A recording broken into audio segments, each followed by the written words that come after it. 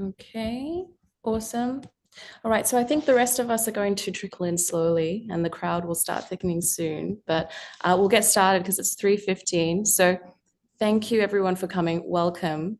We at the WDTA are incredibly excited to be convening today at the 9th Annual Multi-Stakeholder Forum on Science, Technology and Innovation for the Sustainable Development Goals, otherwise called the STI Forum. So this particular event is called the DigiBridge Side Event, otherwise titled a Digital Talent Development Program, and is very proudly hosted by the World Digital Technology Academy, or the WDTA. So for our participants already here today, hello. Thank you very much for joining us. My name is Kate Gilchrist and I'll be your host. And like hopefully many of you today, I lead and navigate within an increasingly complex landscape of technology and face a very big looming problem of a shortage of skilled professionals in the digital sector. So we're very honored to have a very exceptional collective of speakers for today's event, and we have quite a few to get through. So they're here with ideas and to discuss how innovative educational approaches can help solve the problem I just mentioned, with a particular focus, I know, on equipping developing countries. So it's a very exciting day. Before we get started with the speakers, however, we will first hear from two very distinguished individuals on the WDTA Council for their opening remarks. First, we have Peter Major, Vice Chairman of the UN CSTD and founding chairman of the WDTA. So he is a leading voice in technology governance, and today he's representing the WDTA as the event organizer and will be delivering welcome remarks for the event. So welcome, Peter. I'll pass it on to you.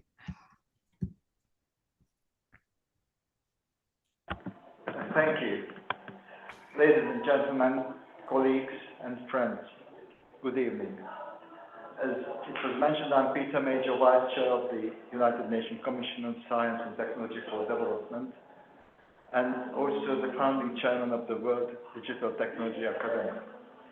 On behalf of the WDTA, I extend my warm welcome to all of you for joining us today at the DigiBridge side event of the 2024 United Nations STI Forum. In the context of rapid digitalization of the global economy, nations, particularly developing countries, face severe talent shortages and skill gaps. This challenge is not confined to any single region or country, but it is a global one, especially acute in resource-limited developing nations. Such shortages hinder the adoption and application of technology and limit these countries' competitive edge in the global economy, calling for a collective and collaborative effort. For this reason, we initiated the DigiBridge, a pioneering project aimed at bridging the global digital skills gap for everyone. DigiBridge is a more than just an educational initiative. It is a comprehensive talent development ecosystem that integrates advanced educational methodologies, industry demand, and international standards. Our objective is to provide digital skills training ranging from basic to advanced levels through this platform catering to college students, technology professionals, and industry leaders. We are committed to ensuring lifelong learning and development for talent in the digital age, leaving no one behind. Today's conference will focus on exploring the pivotal role of AI-driven training programs in the cultivation of global digital talent. We are honored to have several distinguished leaders and experts in the field of digital technology and education with us. They will share their unique insights and successful experiences in developing talent cultivation strategies. Additionally, we will hear important perspectives from the United Nations academia and the industry. Their insights will guide us on how to better leverage digital technology, especially in developing countries, to foster economic resilience and inclusive growth. As the host of today's event, WDTA is committed to continue to support and promote global digital skills development. We believe that through shared wisdom and collaborative efforts, we can contribute to building a more equitable, inclusive, inclusive and sustainable global society. Finally, I wish this conference good success and look forward to engaging with you all to find effective solutions to the global digital talent challenges. Thank you. Thank you very much, Peter, for setting the scene and so eloquently distilling why we are all here today. Awesome. So next, I would like to hand the stage to Mohamedou M. Okar, another very distinguished leader, ambassador and professor, Mohamedou M. Okar. He's the chair of the UN CSTD and also serves as the vice chair of the WDTA Education Council for his opening remarks. Welcome, Mohamedou. Are you on this call? I'm just trying to have a look and see. Kate, actually, Professor Mohamed Kar will be running late, so he asked us to maybe change the schedule a little bit. He will speak later, so probably you can move on. So once he arrives here, we will notify you. Okay, that sounds great.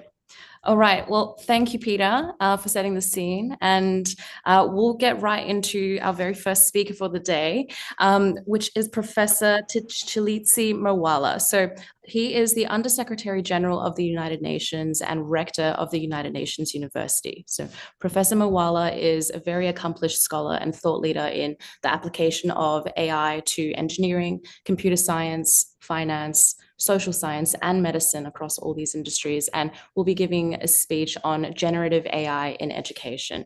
Unfortunately, Professor Marwala is currently in a very different time zone, but has kindly recorded his speech via video message. So thank you, Professor Marwala, when you look back on this, and let's play his video recording.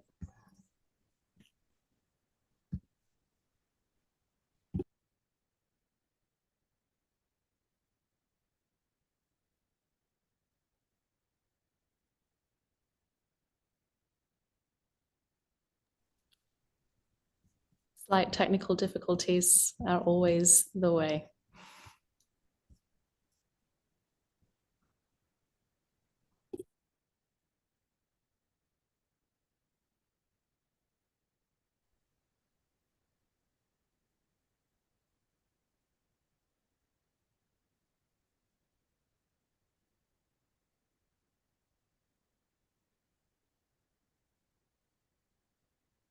We are here to focus on the role of generative AI in education, a topic which is not just about technology, but about the future of learning itself. Over the course of my career as an AI engineer, I have witnessed several digital revolutions, from the rise of personal computers and the explosion of the internet to the influence of social media and mobile connectivity. Each of these changes has dramatically reshaped our lives, including the ways we teach and learn. Today, we find ourselves, and especially our youth, spending more time in digital realms than ever before, a scenario that would have seemed like science fiction just a generation ago.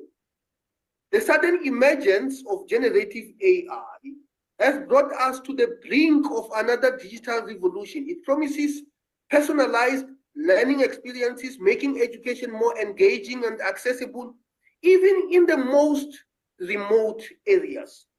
For educators, it offers a helping hand with administrative tasks and the creation of engaging learning materials. However, as with the earlier digital shifts, the use of AI comes with complexities. There are many issues which need to be navigated carefully and intentionally, such as biases within AI, the digital divide, and the protection of student data. Furthermore, as we integrate AI into education, we are prompted to reflect deeply on what it means to be human in an increasingly digital world. Generative AI, especially applications that produce human-like text, challenges our understanding of human intelligence and the essence of human connections. It brings to the forefront questions about the autonomy of technology and its potential to transcend the boundaries we set. The potential of generative AI in education is an area worthy of cautious exploration. Consider the possibility of a classroom where AI could adapt learning materials to suit individual students' unique styles and paces. Such a scenario may not be far-fetched. It is a direction we may be heading in.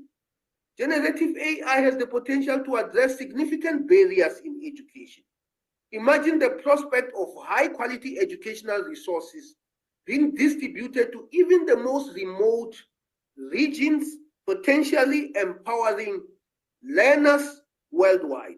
Additionally, AI could offer tailored support to students with special needs, potentially fostering a more inclusive environment. Teachers could benefit significantly from the capabilities of generative AI. It may assist in automating administrative tasks, freeing up valuable time for educators to focus on the needs of their students.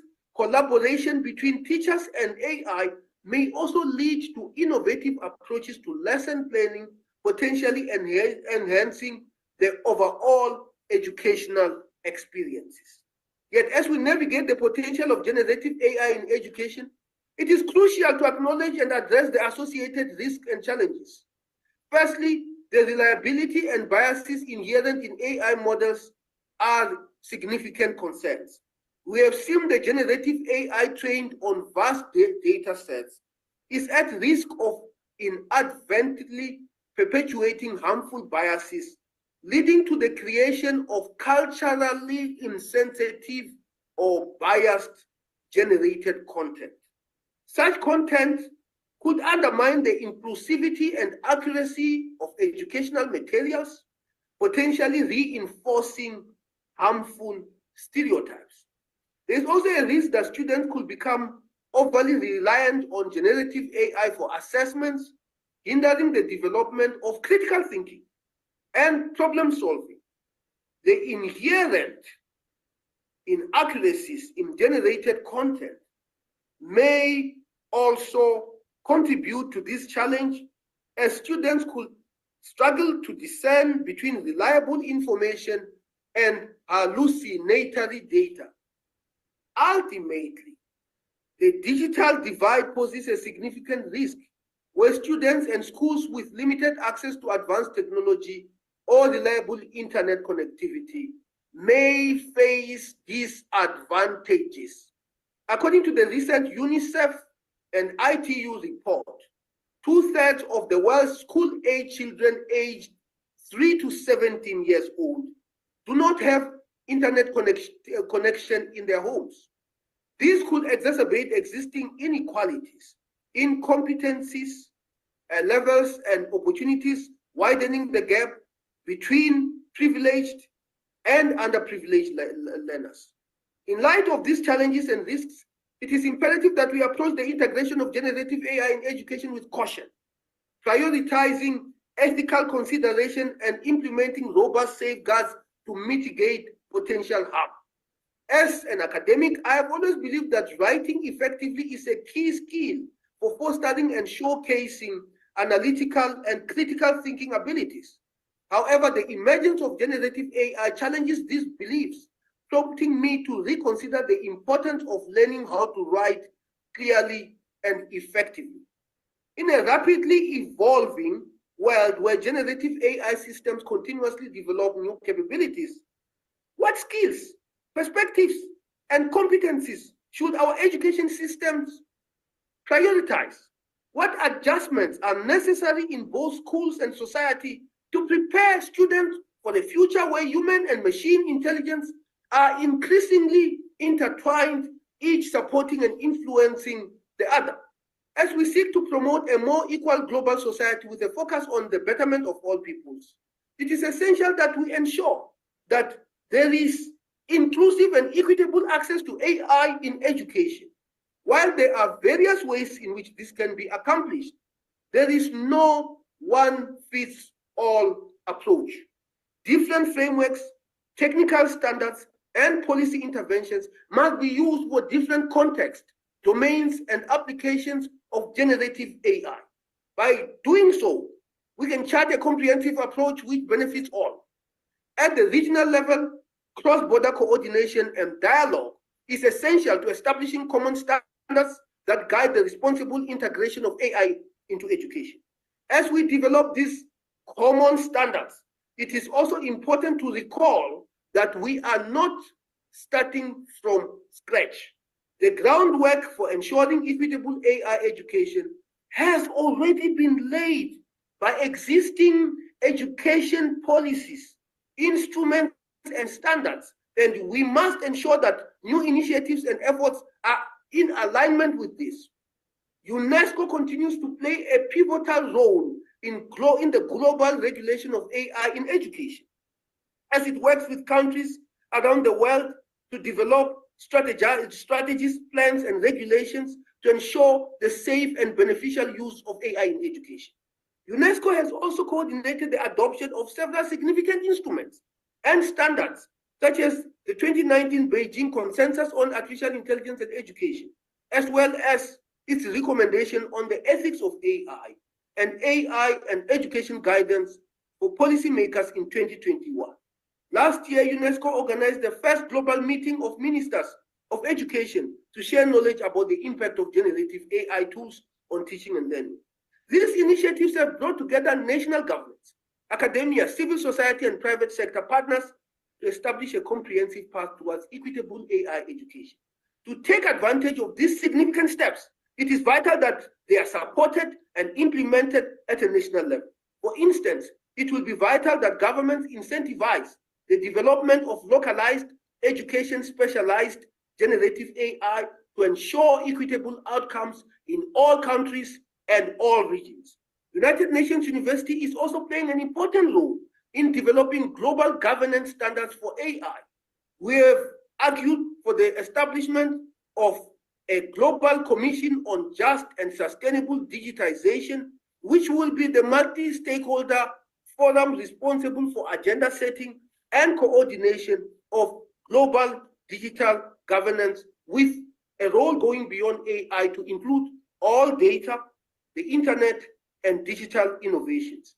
Many of our long-standing beliefs about learning and knowledge may not hold up against the potential of AI.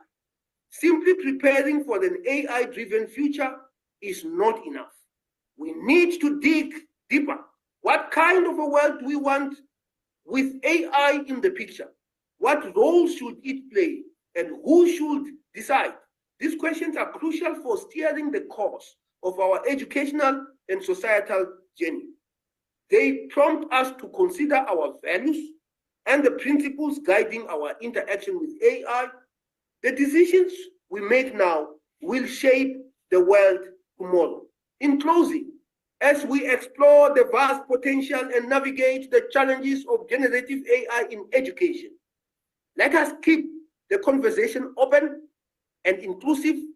We stand at a crossroads with the power to shape how generative AI will transform education.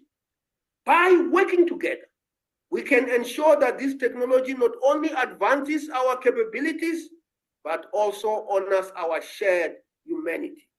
As Kofi Annan, the 7th Secretary General of the UN, said, education is the premise of progress in every society, in every family.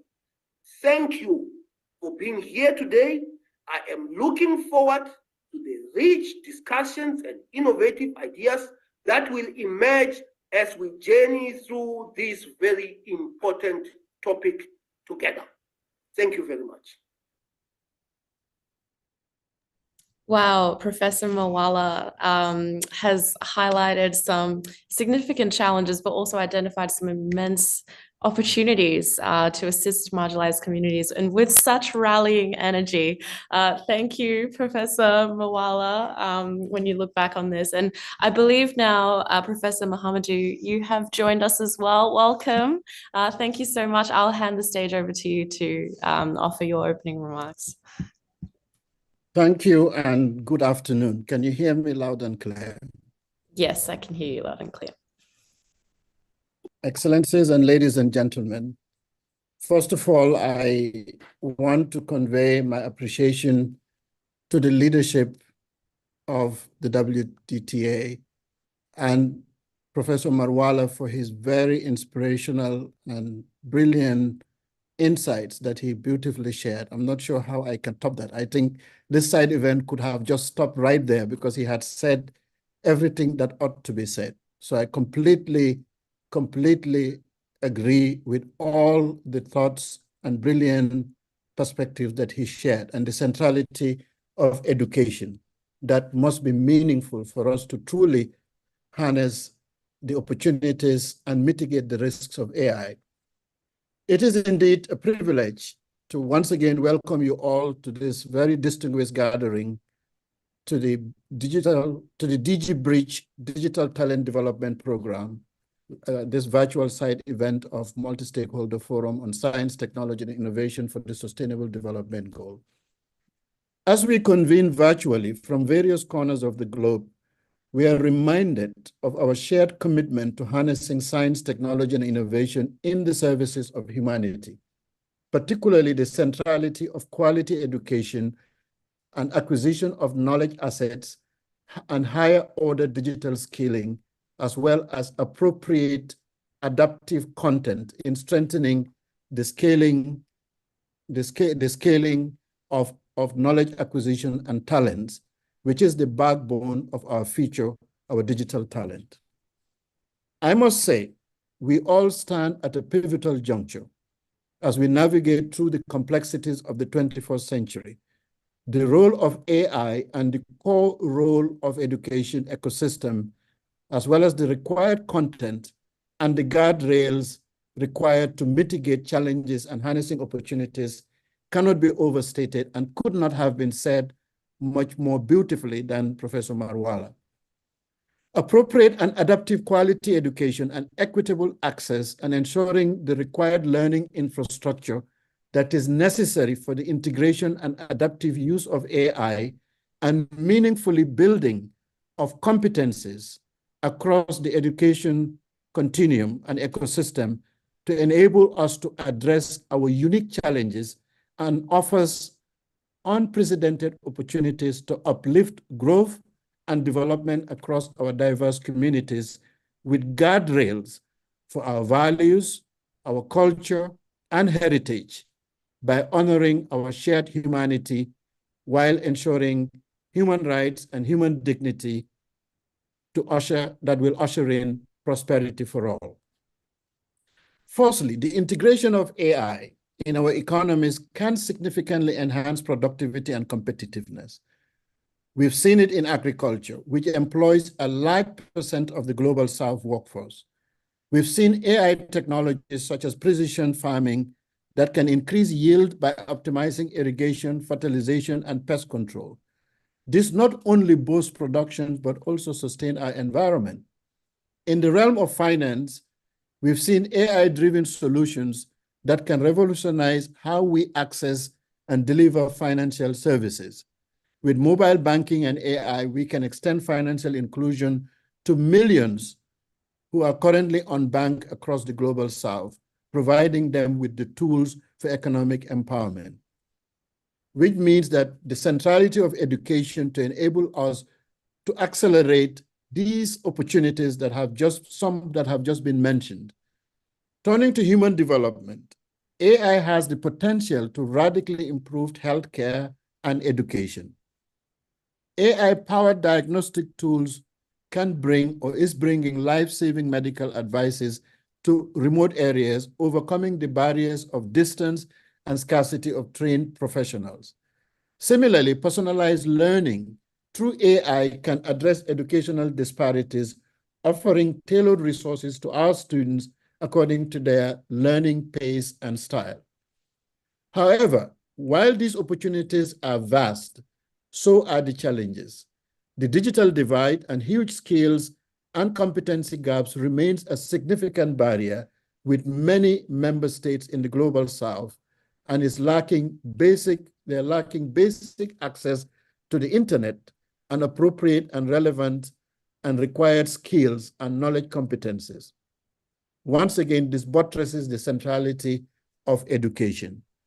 To harness AI effectively, we must invest in digital infrastructure, in data infrastructure, in acquisition of relevant knowledge assets, production of relevant and appropriate content, digital literacy, but more importantly, higher order digital skills and competencies, which will ensure that AI technologies are acquired appropriately.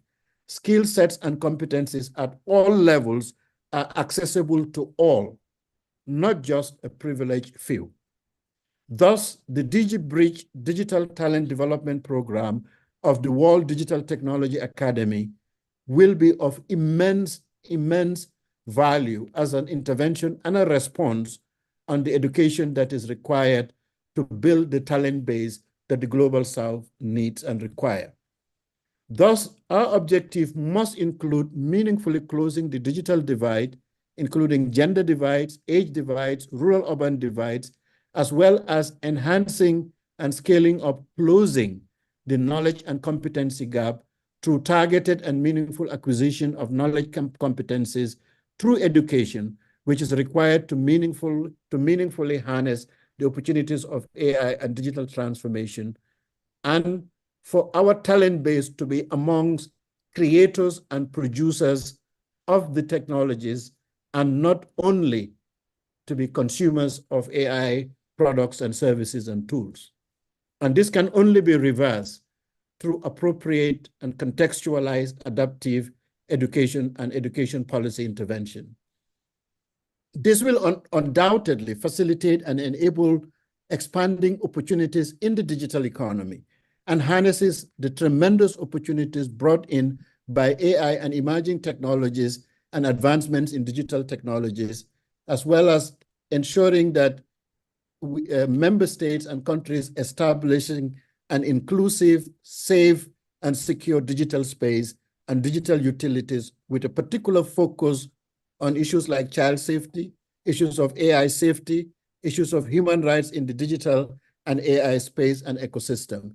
This can only be enabled and facilitated through truly education programs that respond to these opportunities and these risks. These objectives require building bridges and meaningful collaborations and partnerships with institutions such as the World Digital Technology Academy's initiative, the DigiBridge Digital Talent Development Program. The Education Council of the WDTA will ensure that this will meaningfully address the potential widening of digital skills, competency, and knowledge divides across the global south and across the world, and the necessity for digital technologies to be designed in a way that will optimize benefits and impacts in all the SDGs and post-SDGs, because the SDGs as we know them may not be the same as these technologies and AI evolve. This year, as we navigate through the era marked by multiple crises, our gathering in this science event could not have been more timely. And I'm glad that we are having this engagement and this conversation. Moreover, there is pressing need as we engage in formulating what educational response are needed to build the competencies and capacity. At the policy intervention levels, I think it's an opportunity for institutions like the WDTA in its curriculum to build programs that will help our countries, member states, to be able to address and put in place smarter regulatory frameworks that are fit for purpose with the emergence of these advanced technologies such as AI, that governs the ethical use of AI, protecting our citizens' rights and privacy, and ensuring that there is continuous acquisition of knowledge that is adaptive to the advancements of these technologies. These technologies undoubtedly must be used for the benefit of our people. And it is the creators and developers and producers of this technology with the necessary capacity and competencies that can ensure that through education, which will be aligned with our values and norms. Ladies and gentlemen, it is my view we must maintain a balance between development and economic goals and the protection of human rights within the digital and AI domain. This balance is crucial as new technologies, digital and AI continues to permeate all aspects of socio-economic, cultural, and political life. To this end, I advocate for strong cooperation and partnerships in AI research, in learning engagements within AI, and policymaking in AI, and the central role that education institutions and actors and agents of education can help to support and prepare the readiness of the Global South. So I think the WDTA have a lot to offer and can be of a valuable response. By pooling our resources and knowledge, we can develop AI solutions that are tailored to the Global South needs and conditions. We must also engage with, of course, international partners, leveraging their experiences and expertise to experience our progress, and the WDTA can reach out to its global reach of collaborators and partnerships across the world to ensure that the existing advanced knowledge and expertise that resides in the North, that resides in pockets in the South, are harnessed and shared in a very effective and efficient manner and channeled through its training programs that can be acquired sensibly and adaptively. For the Global South to meaningfully accelerate the transformation potential of AI in advancing our economic and human development, we must build and develop a sustainable data infrastructure with the associated capacity, training, and knowledge assets. Undoubtedly, as we prepare the future digital talents through the digital bridge, data is very important. Getting the capacity and competencies around data is very key and central to our ability to harness the opportunities and also mitigate the risk and ensure that there is context in the content that is produced that reflects our values, our heritage, and our culture. Data is deeply connected and drives a thriving artificial intelligence and digital transformation and their impact on sustainable economic and human development. And the WDTA Education Council will ensure that these are factored in the competencies of the knowledge that will prepare the future leaders and future professionals in the AI and data continuum. It is my view that quality data, its scale, its value, its inclusiveness, its appropriate ownership and governance and capacity, competencies and skills around data is crucial to enhancing and enabling much needed trustworthiness, verification, validation, and value of AI models and algorithms, tools, and services. Thus, the Global South's capacity, capability, and competencies in data and building a resilient and sustainable data infrastructure and having the capacity and competence as responded by educational institutions will be crucial to accelerate and meaningfully harness and adapt with impact AI-driven digital transformation that will be crucial for our economic revitalization, development, growth, and prosperity. In my view, the majority of Global South countries face significant challenges in data and digital infrastructure development and needed capacity building and high-order competencies and skills required to accelerate. The response of education institutions is crucial, as has been highlighted by Professor Marwala, to participate actively in innovations and productions and meaningfully benefit from the transformation potential of AI to advance economic and human development. Through meaningful collaborations and partnerships for the acquisitions of requisite knowledge assets, competencies, high-order digital skills, the Global South must step up its understanding and engagements on key aspects of evolving data governance and AI governance, and cannot do it without education interventions and adjustment. Given the multidimensional nature of data, its core to AI, the diverse national perspectives, the definitions and governance, the Global South perspective, and input in the global engagements, learnings, and knowledge acquisition and decision must be committed to.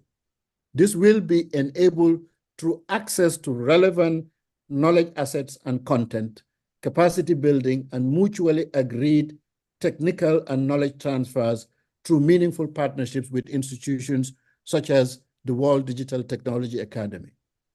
At the United Nations Commission on Science and Technology for Development, together with the World Digital Technology Academy, we are particularly focused on closing the global skills gaps and addressing the urgent need for robust digital education frameworks. The DigiBridge event is poised to be a cornerstone in the noble endeavor highlighting innovative educational strategies and partnerships that transcend borders. We are joined today by distinguished panelists of speakers, as you've heard already, and collaborators from academia and industry.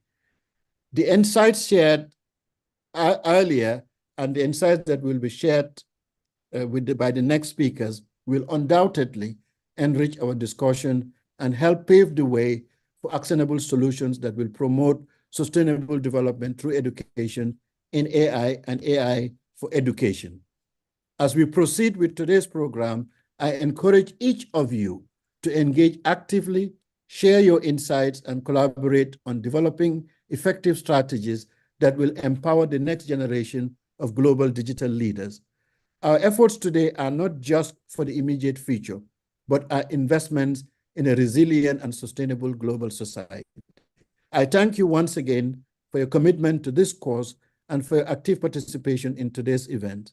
Let us work together to build bridges that connect science, technology, innovation, and education with the global needs of tomorrow. I wish to conclude by emphasizing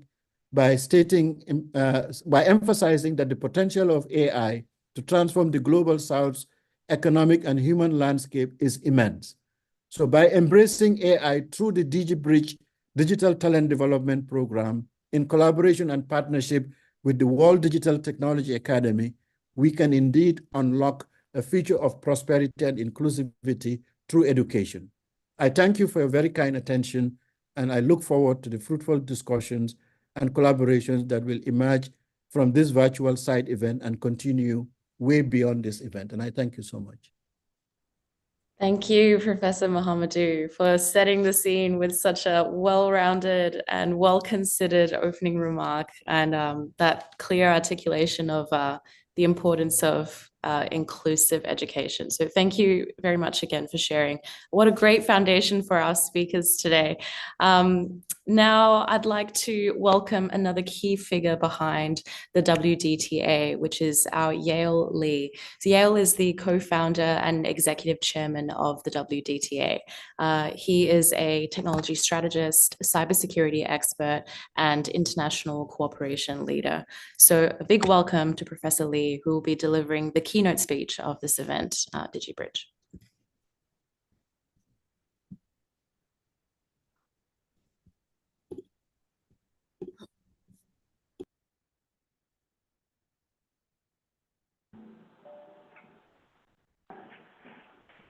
Hi, everyone. This is Yale Lee. I have a slide. For next few minutes, I'm going to briefly introduce DigiBridge. This is our digital talent development program. For some reason, I shared the screen for full screen. However, maybe there's a technical difficulty.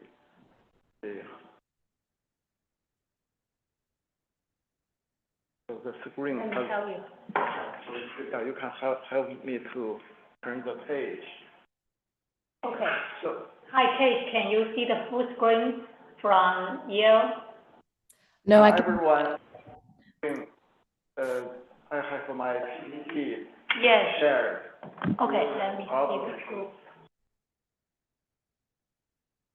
Do you have a problem to see the screen share? We can see Still, the screen, but not presenter mode. okay, let me try again. Yeah, maybe to save time, you can work on the problem. I will start to talk. Sounds good. So the WDTA is a new international organization established in Geneva last year. Peter Major is our founding chairman. So WDTA is very comprehensive, research, innovation, and educational organization for tech. Oh, okay, so can everybody see the screen? Yes, we can see it now. Okay, sounds good. Yeah. So basically, digital technology covers lots of emerging technologies, from artificial intelligence to data, quantum computing, metaverse. A lot of technologies are, in scope for our research. Of course, AI, especially generative AI, is very hot. For our mission, I will not read. You can see from the screen. So we have 3S: speed, safety, and sharing. Probably you have got the background from Professor Peter Major already. So our vision is a global leader in digital technology innovation and education, of course. First, I would like to thank the United Nations, especially CSTD, for their support. Last month, actually, we had our study event in UN Geneva office. This is an AI study event. So today, we are having our education study event in UN New York headquarters. So I'm with actually Professor Peter Major, also Professor Carr. For DigiBridge, so I would like to just give you some data of what the problem we are trying to resolve. You have heard, the background from Professor Peter Major. So we did some numbers from this slide. You can see, at the year 2030, this should be, SDG, achievement year. But at the year 2030, if we do not do anything, we are going to have a big gap in, talent, in, technology workers and digital workers. So globally, probably we will have a shortage about 4.3 million, in core technology. This currently is called technology, media, telecommunications, TMT. Also, for entire digital economy, we are going to have over 30 million digital worker shortage. Could be more. If you look at the map, actually for developing countries, things are looking a bit more problematic. So now this is a big problem for us to think and resolve. So actually, in addition to shortage of technology workers, for even existing workers, their skill set may not match the demand from digital technology, such as generative AI. Probably you heard about the generative AI may eliminate a lot of current jobs. However, we believe with digital technology, generative AI, more opportunities will be generated, more jobs will be generated. However, we need to be prepared. Otherwise, we could have a huge economic lot of happening. Yeah, from this slide, you can see, if we do not do anything, year 2030, we are actually going to lose, $449 billion. Only, this is only for core technology. For the entire digital economy, we will miss a lot of, big number of GDP. So what is the DigiBridge? DigiBridge is trying to resolve the problem that Professor Peter Major, Professor Mohammed Kar, Professor Mawala mentioned earlier. So probably everybody is familiar with this concept called the Ivy League. This is I think group of universities started several hundred years ago in U.S. during the start of industrial age. So industrial age has been here for 400 to 500 years. So in industrial age, the solution is university. So Ivy League, represent best of the best universities. So for all the high school graduates, their dream is to get a university in Ivy League. For graduates from those universities, they do not have to worry about the job. Probably they will get multiple offers, from different employers. However, once we, move into digital age, you have heard about, the challenges from, our UN leaders. So I think if we use the model, from industrial age, it will now help us in digital age. Yeah, like leaders mentioned, developing countries, the big talent shortage. So this is our program about. Our DigiBridge will be a program for digital age. You can imagine it will be sort of Ivy League of industrial age. So in the future, we are not just relying on a small number of good universities. We are going to bring in more universities, more companies, more partners. So for our modality, I'm not going to read to save time, from leadership in innovation and ethics to certification and accreditation power. Yeah, we will do a lot. So let's explain a little bit more for you. So first, DigiBridge is a global capacity building program. This is more from UN perspective. Yeah. So for United Nations, yeah, they have capacity building well documented. Yeah, basically, it will provide a lot of resources to solve the problem, like skill shortage, problems within developing countries. So basically, DigiBridge is a program WDTA partnered with United Nations, CSTD together to help capacity building in digital era.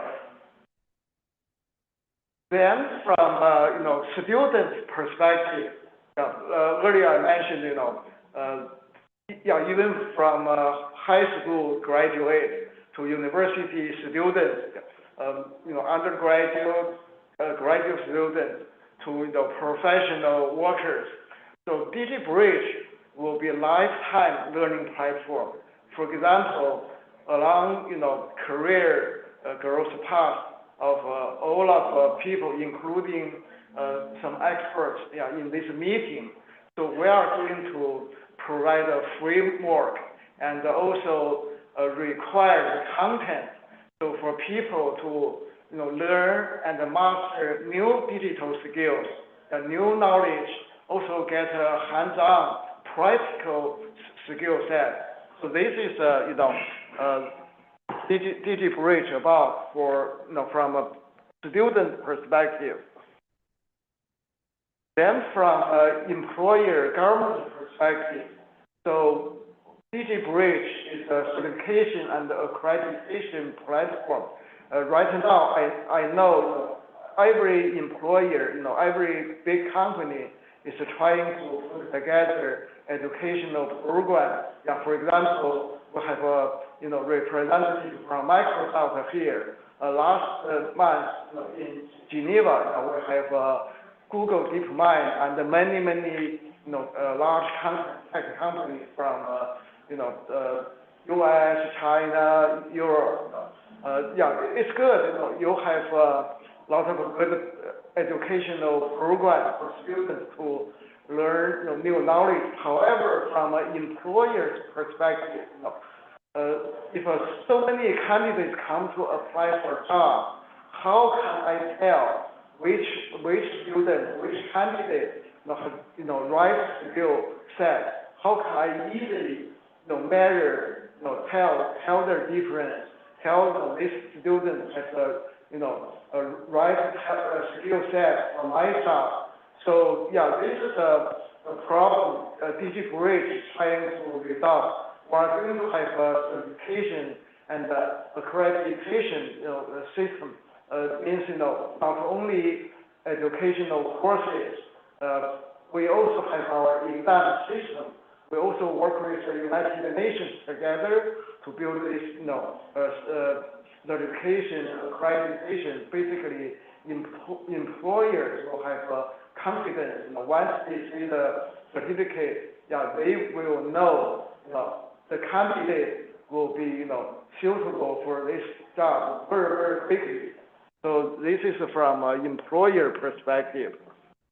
Lastly, DigiBridge is not just WDTA thing. No, it's not even not CSPD. DigiBridge is a partnership program. DigiBridge is your program. No matter you are from a corporate background or from academia, from government, foundation, or any other institute. So DigiBridge requires a partnership. So basically, this is an open platform. It's a program for everybody to join in. So later, I welcome some presidents from universities, also companies like Microsoft and some other institute. Basically, to save time, this is my very brief introduction about DigiBridge. Right now, we have some partners either make inquiries or also started to work with us. Here are just some examples. So at the end, so I just make a call. Let's build DigiBridge together. This is not just the WDTA or CSTD program. This is your program. We need to work together to make education suitable for digital era. Thank you very much. Thank you very much, Yale. Thank you for helping us visualize the issue at hand and for sharing the impact that the DigiBridge program is already making to solve some of these issues for all those parties you mentioned, talent, employers, and partners. Thank you again.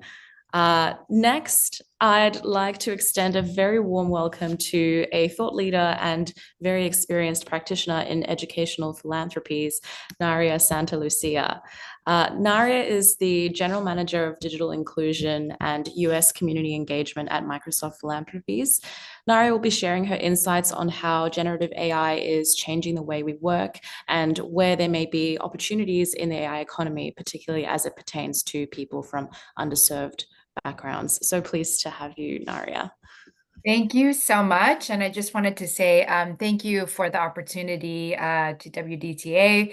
I loved hearing about DigiBridge. I was like, oh, there's so many different ways we could partner. And I've learned so much, especially from the professors and all of the different wisdom and all the thought that they've already really put into this topic of generative AI. And I know there are a lot of excellent speakers that are on the slate. So I'm going to try to be fast so that we can move through and give everybody time to share. But a little bit about philanthropies, which is the team that I sit in within Microsoft. So we are a group within the company, and we really look after the pillar of one of our four societal pillars of inclusive growth. And how can we extend Microsoft's mission of empowering every person and every organization on the planet to achieve more, but make sure that everyone is a part of that in a very inclusive way, thinking of who is maybe left behind or not invited at the table. We do this in three different kind of strategic priorities. First is through digital transformation of nonprofits and IGOs themselves. So the UN agencies, all the way down to very small mom and pop nonprofit organizations that are looking to leverage technology, and more so now AI technology, to make sure that they can deliver on their mission and be agents of change. The second area is the area I really lead, which is around skilling. So how can we think about the technology is wonderful, but you really need to know the skills in order to unlock those technologies. So that's really what we focus on. I'll talk a little bit more about that, of course, in this presentation, especially around generative AI. And then we think about community, where Microsoft have key priority markets, but also other communities, maybe rural regions, other groups where we really want to drive impact and drive collective action and change. So this kind of our approach is a three-part approach. And we've all three parts are really stepping in to lean in on AI and generative AI. And, couple things I wanted to do just to set the stage and really tap into some of our data from our LinkedIn economic graph, as well as from some of the workplace index reports that Microsoft publishes, of which one was published yesterday, is very exciting. And I'll send the link over it if people want to check it out. But one thing that is very clear is that, and this has come across in the other speakers' remarks as well, but every job in the future will require some level of AI fluency. I think there was a time when we used to say, I used to always say, every job is a digital job. And I think we're coming on the world where everyone will have to at least know how to use generative AI to accelerate, to be more productive. And we're finding with our work trend index that was just published yesterday, that 75% of people are already using AI at work. That's up from 46% just 6 months ago. And many people are kind of hacking it, and they're bringing their own tools. Bring your own AI tool to work in order to really leverage and kind of accelerate and lessen the digital burden on their lives and increase productivity. Another thing that we're really seeing is that employers are starting to think about AI skills, and they're really hiring people based on that. So these are generative fluency skills. They're not about creating the AI technology, but they really want to make sure 66% of leaders said that they would not hire somebody who does not know how to use AI in their daily work, which is very fascinating. And that has happened so quickly, as we know. Another thing that we're kind of, still learning a lot about, but, we do have to be very aware of, that AI will augment, but it will also disrupt skills that are needed for jobs.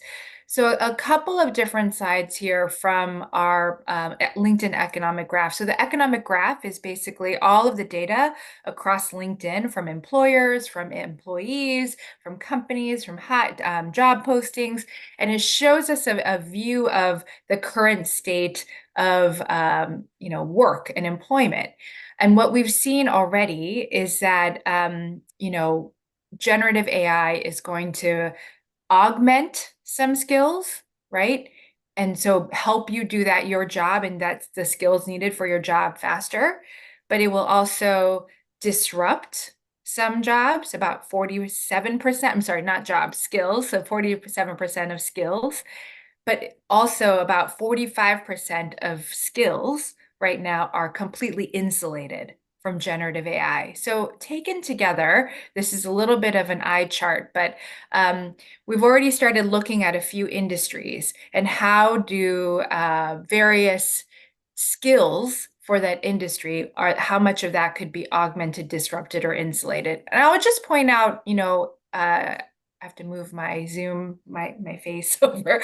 But if you just look at education, right? So this is quite fascinating and very aligned to some of the comments that were made earlier by the distinguished professor. So education, we're already seeing about 33% of the skills needed in education can be augmented by generative AI. Great example of this. I heard this one story about a teacher who always had to respond to parents, all the parent questions. And at the beginning of the year, they just kind of trained their generative AI copilot to say, hey, can you answer these questions? And we're able to kind of send parents to that agent, that learning agent, so that they could then spend their time with the students and teaching more, which is, of course, what teachers want to do. So that's a way that, could be augmented. About 16% in education, roughly, could potentially be, their skills could be disrupted by generative AI. And then, of course, about, again, I have to move my little thing over, 51% are of the skills in education are insulated from AI. And again, this is that part about talking one-on-one with your student, about being empathetic, like teaching, kind of guiding the student in the way that they need. Those are the skills that, really are those human skills that could be insulated by AI. So again, we're just in the process of learning and more signals are coming in, but I think watching which skills will be augmented, disrupted, and insulated will be really interesting as we continue to design, as DigiBridge and other programs continue to design what skills we're teaching for whom, who's at the table to develop those skills, and how do we deploy those. Interestingly, also, our economic graph is kind of showing that women and younger people will be more disrupted, the skills that they currently have in their roles, which is, not surprising. Actually, I was a little bit surprised in the beginning because I was thinking that maybe some of the more higher order, like the kind of ability to be able to code in natural language, those are traditionally more male-dominated roles. So I thought that women would be more insulated, but it's interesting. We see that actually the disruption could happen more for women and for younger individuals. And as we think about the global South and the youth that are in the global South, how can we really be mindful about the skills that we're giving them so that they are insulated eventually from generative AI versus disrupted? And finally, I think something that gave me hope, and a sense of, I think just hopefulness is really that even in this situation where we are having more and more AI skills, where employers are hiring based on those skills, uniquely human skills will remain critical. And I'm actually being very bullish and optimistic about this. And I actually think the human skills will be even more critical. And actually, these tools can help us be more human, right? And really take all the drudgery and the things that we don't want to do in the digital realm and take that off of the table. And we actually see this in the data already. So AI is one of the 5 fastest growing skills that are like being added into LinkedIn member profiles. So these are members saying, oh, I have these kind of skills, and they're very much related to some of the AI technologies and AI technology development and skills. But at the same time, at least in the US, and we're seeing this, I think, globally too, more than ever, human skills are gaining importance and growing at just as fast of a pace. Things like flexibility, social perceptiveness, professional ethics, communication, those are those human skills, which is, I think, to me, very exciting. And so when you see this kind of skills acquisition in this new era of AI, 82% of leaders saying that we definitely need new skills in AI. But if you look at the growing skills at the same time, analytical judgment, flexibility, EQ, creativity, curiosity, those things, those are all human skills. And so we really need to make sure, as we're developing the hard skills, the skills for user AI fluency, as well as AI adoption skills, that we also keep building in these transversal, like power skills, right? These core, some people call them soft skills. I like to call them power skills at the same time. So how can Microsoft help? Like, how are we really thinking about, as one of the creators of these large language models and also the creators of the technology built on these models, we really deeply do think that we have a role in helping individuals, users, both learn and take on these powerful tools. But I think one of the speakers had mentioned, we also really need to be continuing to teach about developers and making sure that it's not just going to be in the developed countries where developers are able to build LLMs, SLLMs, and also the tools on top of these language models. And we also really do need to think about organizational leaders, and that goes also for the UN system itself and nonprofits, because these are the agents of change, and how can we make sure that they have the ability to adapt and kind of take in and utilize these tools responsibly as well. And we kind of do this in a very similar theory of change as DigiBridge, right? We have free courses, we have free content, access to certifications. Certification is so key because we do need to show that acquisition of knowledge and be able to show that to employers and to others. We have a lot of trainings that we offer for free, including demo days. And we also provide a lot of free train the trainer resources. We do this with many agencies within the UN. Like one of the things that we're working on, super exciting, is UN 2.0 with the Secretariat to help bring generative AI skills to UN employees. We also are very much thinking about not only teaching about AI and teaching how to use AI, but also thinking about how we can leverage AI to skill at scale. So we did a challenge with data.org, put that out there, and there are 5 winners on how we can create, especially in the Global South, new AI technologies in order to skill and train even more people. So we're excited to share the learnings from that. And key to all of this, of course, is partnership. And that was music to my ears. So if there's any way Microsoft can help with DigiBridge, provide content, work together, go to market together on these important skills, that would be a tremendous win for us as well. I wanted to just leave you with one quick thing, which is that we have a lot of free content that's available currently at opportunity.linkedin.com, and that includes a free learning pathway around generative AI that comes with a Career Essential certificate, and we just launched a new one on generative AI and productivity. So, welcome everybody to please check those out. They are completely free. I think they are the most popular courses that we've ever had, but we also have there at that site a lot of soft skills courses, and as well as a lot of programming and other courses as well. That's all attached to a Career Essential certificate. So with that, thank you so much again for the opportunity, and thank you for giving me a lot to think about as well. And we are hopeful for a partnership in the future.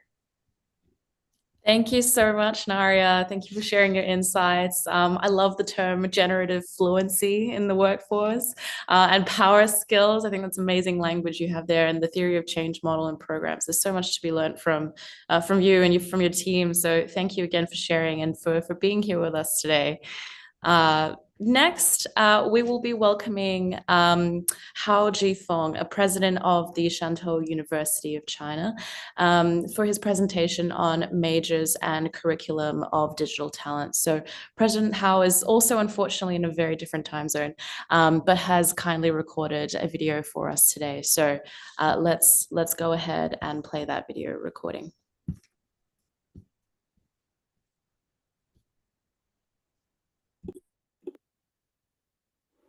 Good evening, ladies and gentlemen. Dear Chairman Peter Major, Chairman Mahamudu Kam, Executive Chairman Professor Yellow Li, and all distinguished experts in this forum. On behavior of the Shantou University, I will give the report on major and curriculum of the digital talents for this STI Forum. Let us recall, over 20 years ago, we have the question, what area is the 21st century? Someone say, the 21st century is an area of the global economic development and the strength of the scientific power.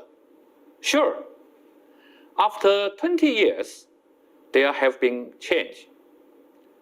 Now, in 2024, maybe the 21st century is the area of the information technology and the biotechnology. Yes, this is the digital age. From the GPT in 2023 to solar in this year. Also, metaverse in 2022.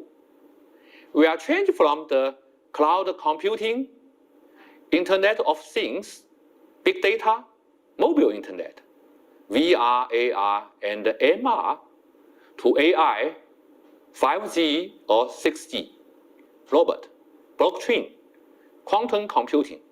But what is the major and the quantum of the digital talents, or for digital economic, for digital education? In this lecture, we will from the major to quantum and the digital education for good. Let us begin with the major in university and college. There are a lot of majors in university and college, such as AI, data science, big data technology, digital economic, robotic engineering. In big data plus initiative and AI plus initiative, digital may plus construction, water conservation, transport, engineering, ocean, etc. Someone find digital education is the gap, or digital is the cake in different countries. The United Nations, CSTD, WDTA, university, institute, corporations, foundations proposed the Digital Talents Development Program, include our Santo University, for learning the comprehensive knowledge and the skill to the people from all over the world, from data to intelligence in different majors. We have the 4 parts: data, knowledge, model, intelligence, cover the digital talents. In spite of the more and more new models, methods, majors, the disciplines, there are 2 stories will give us some inspiration. The first one is the blind man and an elephant. We can learn the reality from the data or big data. The second one is carving a boat and seeking a sword. We can study application problem by deep learning, such as stock market, quantitative investment, and the life of person. The technical is the description of the continuous space. The second part of this lecture is the curriculum. The main object are majors, course, and classrooms. We need the cooperation with university, industry, research institute. Integrate of the industry and the education is the key. Then we can consider digital education for good. Usually, teachers, textbooks, teaching methods are well-known 3T. Especially, teaching methods, that is the digital education technology of AI age. The last part of this lecture is digital education for good. At 2023 World Digital Education Conference held in Beijing, 3C, connection, content, cooperation is the theme. That is connect first, content original, and cooperation essential. At 2024 World Digital Education Conference held in Shanghai, the theme is 3I, integrate, intelligent, international. I, pronouncing in Chinese, is love. So another way in Chinese is love education. In this year's conference in Shanghai, the initiative for digital education cooperation is proposed, include the first, promotion of the joint building and the sharing of the digital resource. Second, enhancement of the cooperation on digital education applications. Third one, depending of the integrated digital education innovation. Fourth one, cooperation on promote teachers building. The fifth one, cooperation on advancing digital education research. Sixth one is the joint discussion of the digital education governance.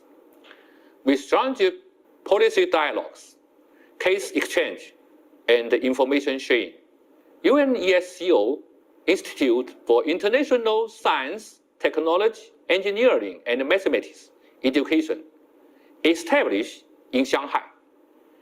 Its main functions are to promote inclusive, equitable, suitable, and quality education at all stages from the early child to adulthood, and to serve as a center for communication, networking, resource, and capacity building in STEM education. The new institute will bring together global wisdom and strength to the assist of the 2013 SDG and building a better world. As the ISTR-EAM, I is the intelligent information or industry, R is the reading or robust, A is the arts, and STEM as usual. The ISTR-EAM follows from the AI for good and the digital education for good, for security, application, service, essentials are the stage action for education digitalization. DigiBridge program will promote the suitable development of the digital economic, realization the universal benefit of the digital technology. Santo University will make every effort to support implementation of the DigiBridge program. That's the end of my lecture. Thank you.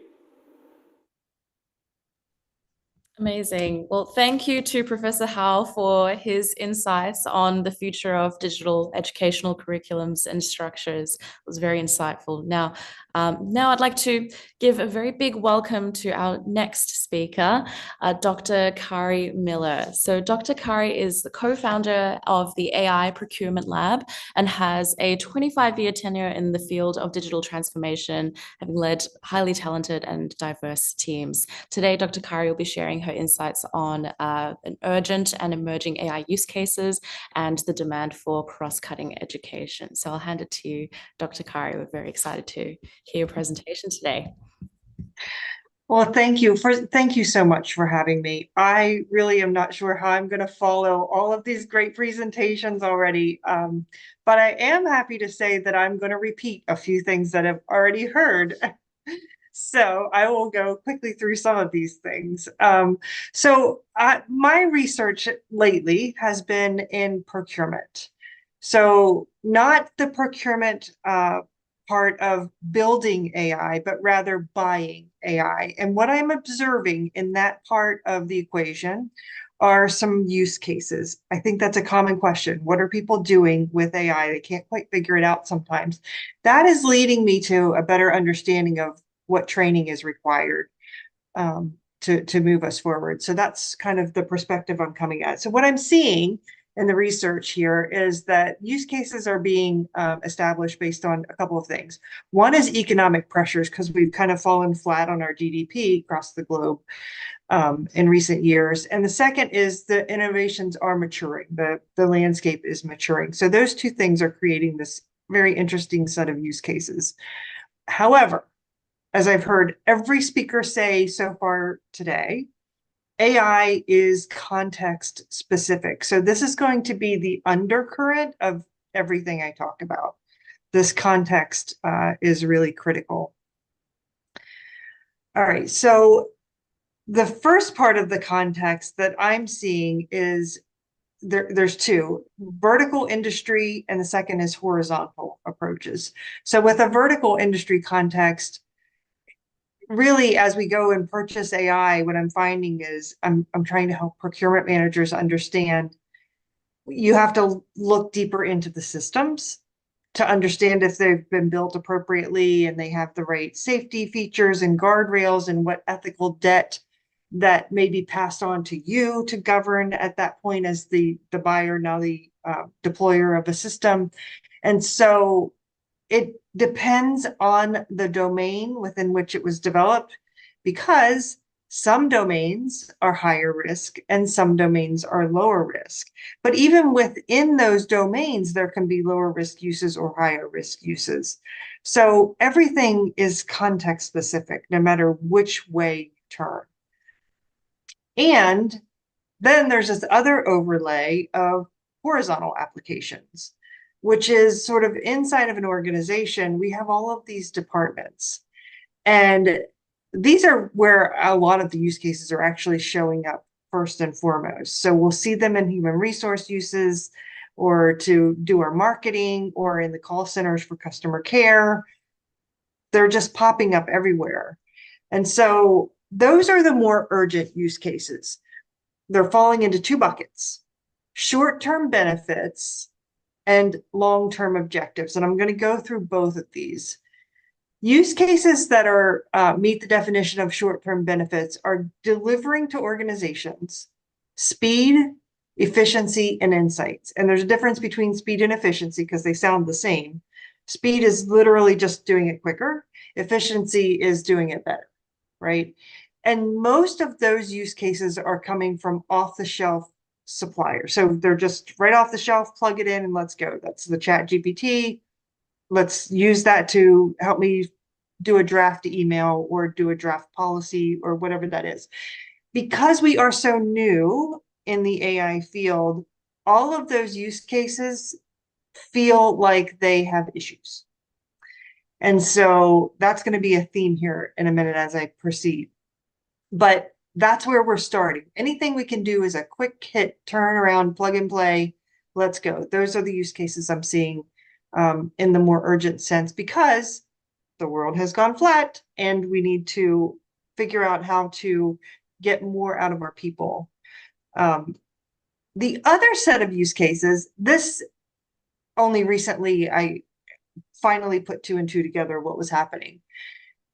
This, I call this, I'm from the mountains in the United States. I call this getting ready to get ready. We're getting ready to get ready. And so larger organizations and governments are getting ready to get ready for bigger AI use cases. And in order to do that, you have to get your data ready.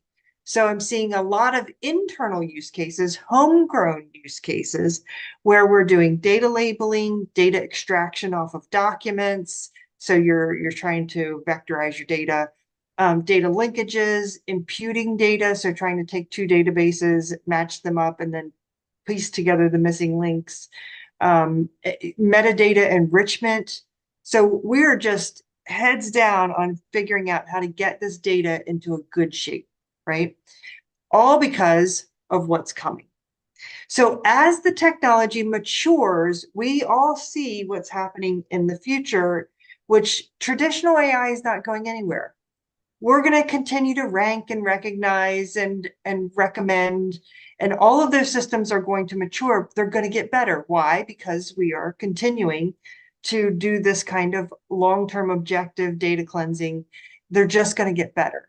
And by using the short-term things here, we're teaching ourselves how to actually use these responsibly, right? From a generative AI perspective, we're going to get smarter. So we're fine-tuning, and we're using that retrieval augmented generative AI and vector-based AI to get much more specific about the data that's underlying, so that the hallucinations slow down or stop, and so that the data coming out of that is a little more accurate. And then we're going to get multimodal. So we're getting ready to get ready for these kinds of things. And then there's the big one, the one on the bottom, agentic. So agent-based AI is a frontier that we have, it is going to blow our minds, I think, just in the same way that natural language processing has blown our minds. And I have an example of that here towards the end of the presentation.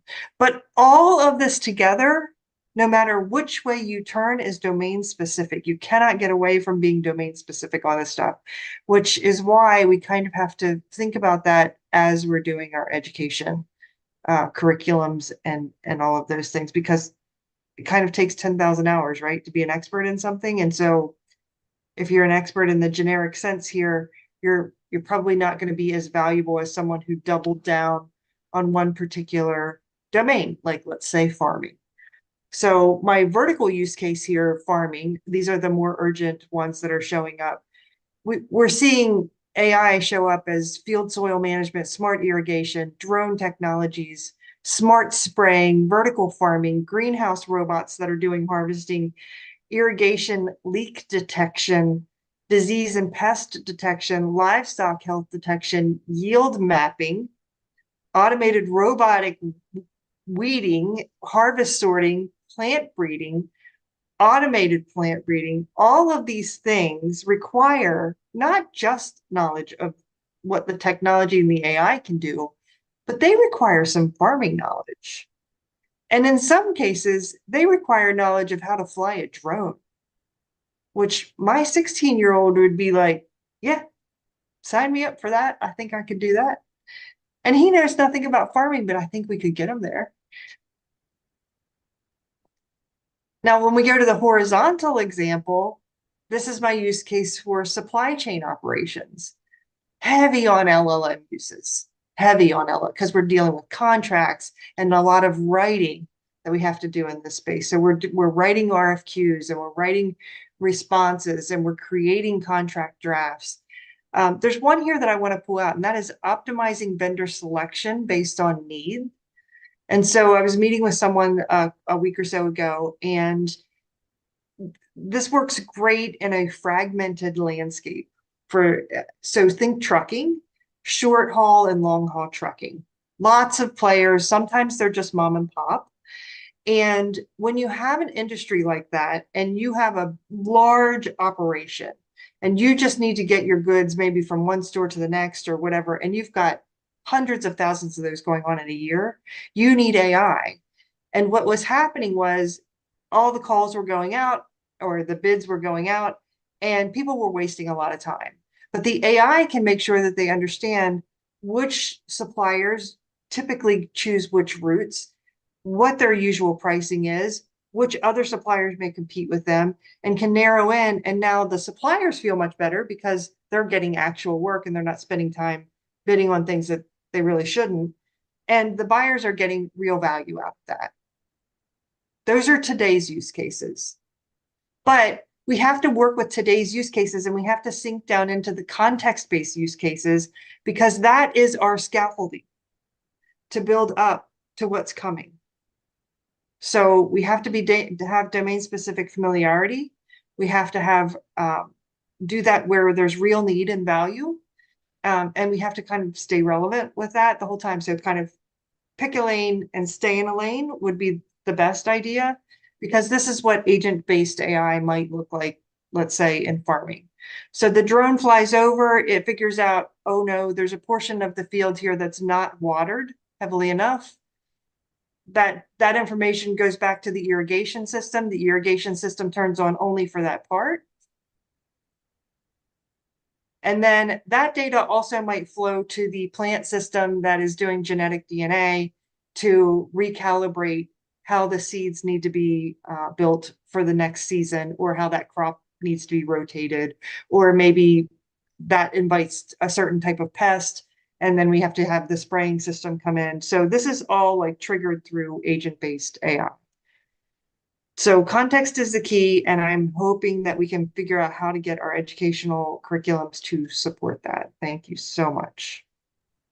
Thank you, Dr. Kari. I think you hit the nail on the head on so many fronts. We're all preparing for the future and learning through those short-term use cases, generally speaking, but I think anticipating agentic AI, another big leap in the ecosystem, and then that you've really hit the nail on the head in terms of the importance of picking a lane and doubling down on that. So Thank you again for your participation today and for your insights. Next, I'm very, very delighted to be introducing Zheng Xiaochen, a pioneer for responsible and ethical AI. So Xiaochen is the CEO of FinTech for Good and also the founder of AI 2030, which is an initiative aimed at harnessing the power of AI to benefit humanity while minimizing its potential negative impact. So I'll let Xiaochen tell us a lot more about that. Thank you very much for joining us today.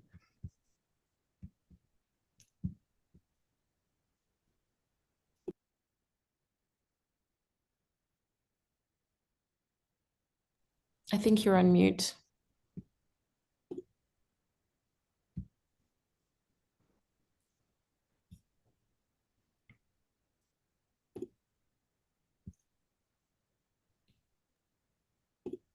There we are.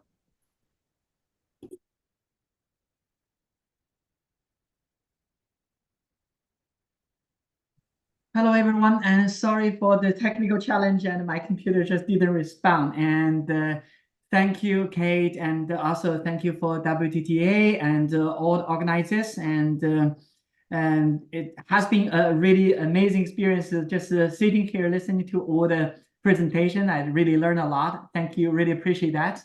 My name is Xiaochen Jiang, and today I will just focus on a little bit what we do and what we have seen in the market. And from AI 2030, that's mostly from the name, you can imagine that we care about future. And AI has been very exciting. Everyone care about AI, but from the responsible AI side, that some started caring about it, but how to do AI responsibly is a question that is still need to be figured out. So AI 2030 was established really with the goal to mainstream responsible AI. Our goal is by 2030 that responsible AI and AI as two categories disappear, and any AI need to be responsible. And then we don't need to say this is responsible, that is not. And I think that is a goal and which we cannot achieve by ourselves, and we do need to collaborate. So that's why we established AI 2030 really to try to create a global movement, and that movement really include all parties, including the public sector, private sector, research institution, international organization, and all have a very significant role to play to mainstream responsible AI. And what is the current story? And if you just talk about the talent gap in AI, many of the focus are really looking at those most advanced, the technical AI experts, and then they were just talking about the shortage and all that. But if you just look at how AI is being built now, and then data was quoted by many of the builders working in the largest company was just sharing that in one typical AI project, you have more than 30 some technical experts. Then you have probably only one person who know about AI ethics. You can imagine that an AI system, and which really just impact so many people and have so many dimensions, and then it's being built by a team has next to zero ethical knowledge about the AI system. How does this system becoming responsible or ethical? So that's the challenge we face. To find the AI experts already is a big competition. But if you just dive deep into the responsible AI expertise, that is even a bigger gap, because you do need the person who know about AI. You also need to have the same person know about ethics, legal, and many other components within responsible AI. This is our responsible AI framework, which includes 6 pillars. And to make AI responsible, you need in the team have people who know about security and the safety, and make sure that this is disaster proof and cyber attack proof. And also, if there's a failure in the system, and all those already being addressed, especially those failure could just cause damage to human life and the critical infrastructure, and you do need to incorporate that into the design. accountability part of AI that include, ethical governance, where that, if an AI system fail, can cause really, serious damage to the system. And if the team who is building the AI doesn't really have the authority to just stop it. And if you, after layers of layers reporting, finally that system, just is shut down, and you can imagine how many people's life may be, impact, and also how much the potential economic damage that could cause. So then to establish, ethical governance structure where that those decision making can be effective, efficient, and also when a decision is made, and then the AI system can respond in a timely manner, that also need to be at the design. And from the traceability and how to audit it, and also, to have the right leadership to be in place. A lot of them are really, not being discussed even in the AI project. When you look at the transparency pillar, and a lot of, especially in the regulated industry, where that's, you deliver a financial product to your customer, and where that's your customer was, for example, decline of service, decline of banking, decline of loan, decline of insurance claim. And, if it is a decision made by AI, and then you just tell your customer, I'm sorry, it's the AI made decision, I cannot explain that. That's not good enough. And if you're a regulator and say, you discriminate your customer, and as regulator, I need to know why. And then you tell your regulator, say, I'm sorry, I cannot tell you because this AI is a black box. That is not sufficient. So how you can just really design AI, use AI in the way it's explainable, and then to create this transparency, and then also address many of the data usage, and whether your AI is being trained with data that's being authorized, people who you use their data, and maybe whether you compensate to them or not. And there's a lot of questions need to be answered. When you look at the privacy, fairness, accessibility pillar, each one of them require very specific. Go back to Dr. Miller's point, where that's many of the AI related knowledge is not only about AI as a technical, it's also about industry domain knowledge, and then go beyond the industry domain knowledge, and then you also need, all under those pillars, what's having the practice, the type of skills which are important in those areas, like privacy, security, and accessibility, and all that. That's all are very important. When you just look, the reason why I want to describe this framework is that when you hear about the framework, you can already see the gap in our space where AI is going to transform all business, and AI talent is going to be tremendously demanded, and responsible AI talents are not available, and you just cannot find them in the market. So that's why our goal as AI 2030 have three. One is to just drive global responsible AI adoption. Second is just bridge the gap in responsible AI skills. The third is to foster responsible AI entrepreneurship and investing. So one of the effort here is we have this Java Future Global Roundtable. From that roundtable, we have already just have 15 conversations with industry leaders participated by professionals who care about job loss, care about their future, care about the workforce development in their company. And many of the insights shared there is that in the whole talent life cycle, from the primary school, even kindergarten, to the higher education, major changes are needed. And then even after you just finish that education at the professional development side, a lot more AI specific career development, workforce development need to happen, and new strategy need to be invented or introduced. So where AI 2030, that's our approach within this is really, we call it 3R, redefine work. Because in the future, and AI is going to play a very important role, and in any of the current job we are familiar with, and it is a human-centered job. and human make all the decision. In the future, that will be a human machine collaborate intelligence. What does that job even look like? And what does that work look like? And then there's a lot of work need to be done in redefine the work first. And then you understand what kind of skill sets are needed, and also what job need to be replaced and what new job can emerge. Redefine the job is really the first step of you reimagine how this will impact your organization. Reskill talent is the number 2, where it's very clear that many of the large companies who started to adopt AI already started to lay off, their talents or their workforce. That itself, in the long run, could cause a lot of problem for those companies and organizations. Go back to Dr. Miller's point. Domain experts, and you need to build a long time career and the learning, and then to becoming domain experts.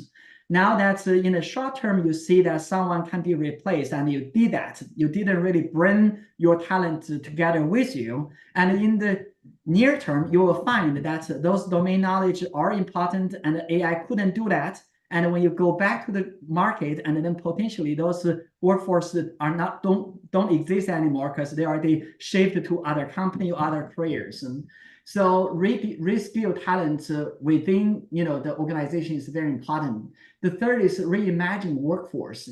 And in this human machine collaborative intelligence, new type of process need to be designed, new toolkits need to be just introduced, new workforce need to emerge, where how AI can manage people and how people can manage AI in the way which just is as a matching, which is not a competition. All those are extremely important. So with that, we have done a lot of work from just within a year. We got so many requests from different organizations. Here, just a short summary. Number one is that in organization at a board level, and many of the executives feel like their board are not equipped to really do any of the AI related decision. And if that's the case, and you can imagine if a board cannot guide you for a right direction, who can do that? So the second is that a lot of at the executive level, where that they don't know even what kind of question need to be asked, and then how they can really resource accordingly. So we got a lot of training around, responsible AI for board of director, responsible AI for executive leaders, and those are, a basket which is happening a lot. The second is really, enable the enablers, where that's we deliver a program as responsible AI for educators in Ecuador, together with partners, where that we empower the high school teachers. Then they can teach AI responsibly, and also leveraging AI to understand how AI will impact their students' life and their life and all that. And then we can expand that program to other, teachers and educators as well. And there are, many other type of materials, e-learning that we are doing and following our 3R approach. And with I don't have a lot of time, so I will not just go to the details, but there are tons of very interesting at the professional level, technical level, and we're also working with many organizations to empower that within our AI for all part, where that women, youth, and also those minority group are definitely one of our core focus. That we work with other major technology company who have those free course content, where that's we work with them trying to just really bring those relevant content to those groups who may be marginalized further by AI. And then we have the Women in AI Leadership Award, Responsible AI Design Lab, AI 2030 Fellowship Program, and all those programs really designed to just make sure that the whole community just working hands in hands, moving forward together, not someone moving forward, others moving backward. Then from the research side, as you can see, many of those research we are doing and are really related to in each of the small topics. Then there will be many questions need to be answered, and then our research is trying to just help to answer those questions. And on June the 25th to 26th, we're going to deliver the Chicago AI Conference, and many of those reports will be released by then, and I'd be happy to share with the group. And as you can see that from this conference agenda, where even just within one responsible AI topic, how many smaller pieces and how many industries and how many layer of professional job titles need to just really reimagine how they should just adapt themselves. With that, I want to end by saying this is a major task and with major gap, and no one individual organization can do it alone. So having WTTA and also United Nations under the United Nations framework to just bring partners together to really identify what are the challenges, how different organizations working together is really powerful and very important. I'm looking forward to working with everyone here and in the future to fill the gap together. Thank you. Thank you so much, Xiaochen. Thank you for such a great presentation and for that 3R framework and in getting to responsible talent and responsible AI adoption. Thank you so much. All right, now let's give a warm welcome to our next speaker, Professor Ryan Ko. So Professor Ryan Ko is Chair and Director of UQ Cyber and a member of the academic board at UQ University of Queensland. He is also a fellow of the ACM, and let's welcome Professor Ko. Thank you. Thank you. Thanks, Kate. And I want to thank WTTA for inviting me for this opportunity to give a talk. Many of the conversation topics that I'm going to share today has already been interestingly covered, just like Carrie has mentioned, the preceding professors, Mohamado and Mawala, and also Professor Yale, they've all covered really fantastic perspectives that I may repeat. So I apologize to you in advance. But I guess the uniqueness of, from my point of view, just is from a practitioner perspective, because there was a lot of discussions on, what universities should do. And now I'm going to share what universities are doing. So I hope that's going to be an interesting perspective. I share another perspective as well, which is as an external expert for the Australian government. They have a Tertiary Education Quality and Standards Agency. We recently released papers around regulating AI or guardrails, as mentioned previously, and how do we handle that. So a little bit about my university. I'm going to have 3 slides just to show where I'm from so that we can set a context about why we are doing what we're doing. So the first is the university that I'm based at. It's University of Queensland. We founded in 1909. And it's a top 50 university in the world. It's 42,000 students. We have 2 Nobel Prize laureates in the past. But more importantly, and aligned to this event here by WTTA is the Queensland Commitment. So what is the Queensland Commitment is basically in 2022, the university actually launched a commitment to raise the percentage of the low socioeconomic status students, and also to increase the indigenous population or the ratio of our student group. And the goal is to hit, as you can see here, is 21.3%. Our goal is by 2030, actually, aligned with the previous speaker, to reach 30%, and also align with the national ratios of the Aboriginal and Torres Strait Island domestic students. This is done through many different ways, and if you search for the Queensland Commitment, you'll be able to find there's a big, not just when you look at the country perspective, when you look at a state-by-state perspective, we also have discrepancies between opportunities of people living in the regions in Queensland, which is actually in geographical size bigger than Texas. And it's people living in the regions have lesser opportunities than people living in the metropolitan cities. So we're trying to bridge that gap. This is the center that I'm leading, UQ Cyber. There's a lot of talk about interdisciplinary work, and we've done it from day one. We brought together more than 60 professors from 14 different schools and institutes and centers around the university. We have more than 100 PhD students, but more importantly, we have on the top left-hand corner here, the world's second oldest computer emergency response team, or CERT, and its members, 600 corporate members. And we use our industry partnerships, including the one here with WDTA, to form and educate people in the different degrees, such as the PhD programs and master's programs and bachelor's program. There was a mention by a previous speaker about the need to learn ethics, governance, geopolitics, law, business from the go-get. And we're doing that. We actually take in people from any bachelor's degree for our master's degree. And our master's degree are aligned to the United States NIST, NICE framework, National Initiative for Cyber Education framework. I have a few slides on mindset, but I'll quickly go through them because they've been covered by different speakers.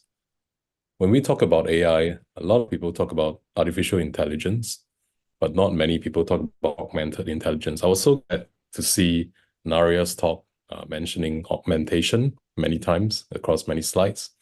It was really fantastic because you can see the different, I guess the way, in the picture here, we see Iron Man. So Iron Man having that augmentation and capability. The other mindset is in the education, AI in education around the world.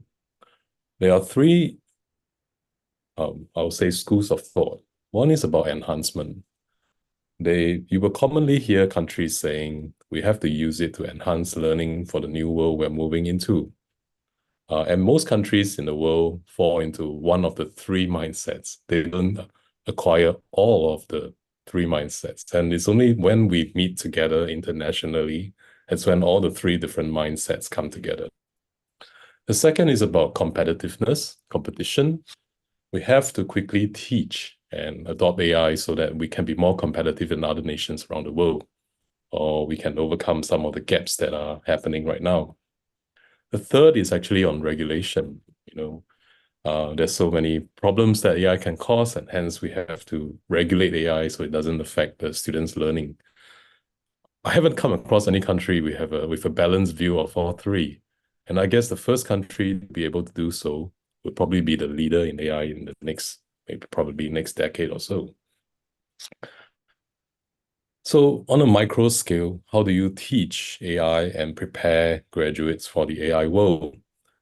As a computer science professor myself, teaching in cybersecurity, I was an AI graduate. My PhD was in AI and in AI planning. And I actually did my PhD during the second AI winter, which is, so it was a shameful thing. You don't really tell people that you're doing AI because it's not a hot topic at the time. And that was interesting because when we teach AI, there was no, I would say, like, no killer app, as the tech industry says. There's no ChatGPT at the time to realize the potential or to demonstrate the realization of potential. We worked on different topics. Predominantly, most of the researchers were covering machine learning, and then there's some in probably pattern recognition or computer vision or AI planning and many other different aspects of AI. But now AI is synonymous with generative AI. And with that, I think therein lies another problem that we have. So contributing to my center are the political science researchers. In political science, there's a very common discussion called the pacing problem. I'm not sure if you heard about it, but the pacing problem is when the technology goes so fast, regulation doesn't catch up enough, right? So this is the pacing problem. We have pacing problems across different scales and different magnitudes of the problem. One is the relevancy of subjects, and this is a common discussion in universities. You know, we can say a university should do A or B or C, but we have to consider the poor lecturers who are supposed to deliver them. And how do we keep relevant? You know, how do we actually get the different subjects future-proof, you know, without knowing the future, right? So this is a very interesting and very realistic challenge. One of the challenges that we also have is exam proctoring, as mentioned, and integrity. So exam proctoring is another problem. How do we ensure that the submissions that we have from 50 students, we're not getting 50 AI-generated submissions, right? So this is another issue. This was covered very well by Professor Mawala just now. The third one is I'm going to talk about how do we overcome this. So there's been a lot of attempts, but I would say that we're still in the early years. We need a new mindset towards the approaches to assessment. The immediate fix was basically to go back to pen and paper examinations and to force students to do in-person presentations, because these are, as Naria has mentioned, uniquely human skills that, you know, you would expect from a student, and it's easy for you to determine whether they have learned something. But I think we need to also shift towards competency-based learning. It's not a new concept. I guess it's a concept where you recognize competency. You could see, like, for example, the speech just now by Microsoft. There are already free learning courses online. What's the difference between those free courses and the courses that is offered in, say, a top 50 university like mine? You know, so that's a big challenge for all of us. Some of the lessons learned in my center as we roll out this different AI supported, so we use AI for cyber. We apply it to machine learning techniques for the automation of incident response. We reduce false positives from AI, which can be pretty high when you use it on really unique cyber data sets. People would assume that the data sets are always working, but they are usually not. And they're mostly non-continuous, they're discrete, and they're event-triggered, and they're not made for the current AI technologies. How do we improve the accuracy? How do we leverage it to attribute attacks, which is, you know, the drudgery of, so as a big, large cybercrime takes weeks or months to be solved and to actually find the actual perpetrator. On the other hand, we also look at cyber for AI or cyber of AI. We research into different attacks on how do you trick AI technology so that, you know, people using them will be giving results that you want them to give as an adversary. How do you improve the integrity and provenance of information? How do we automate the detection of deep fakes, or discovering new ways to realize ethical and responsible AI? Some of these papers are actually listed in my reference section later. Now, lectures, tutorials, research, these are part of the typical academic environment. But I want to share one very effective way of doing education. And that's something that I could suggest to DigiBridge, which would be something that I've witnessed in the past 3 years, is the traditional, and I've been teaching for more than close to 15 years now in the university sector. And before that, I had an industry experience. I found that the traditional classroom learning setting is not enough, especially with the pacing problems I mentioned just now. We form a competitive squad. So, you know, the squad, there's a difference between a swimming club and a swimming squad, right? The squad competes and tries to win competitions. So this is the same mindset that we have in the cyber squad, right? So we have the UQ cyber squad. It's always in the top 3 of the national competitions. Over time, because of costs from vendors, we created our own cyber rangers to practice. Pandora is an example where we have autonomous AI-triggered attack and defense, and that helps to sharpen our tools. We have tiny range, which is basically to address the inequality gaps. So we have ranges that can run on as small as a USB stick in the middle of regional Queensland without any internet connections. And they can spin up hundreds of machines for the teachers to teach computing. And this is all part of the Queensland commitment that we mentioned. We also organize, so you will know that Australia is crazy about rugby, just like New Zealand, where I used to be based at. They have this competition called the State of Origin, where the Queensland versus New South Wales would say they are the state of origin, and then it's pretty intense. And so we did a cyber version of that. We call it the State of Origin CDF, and we have a Down Under CTF, which is targeting high school to university students.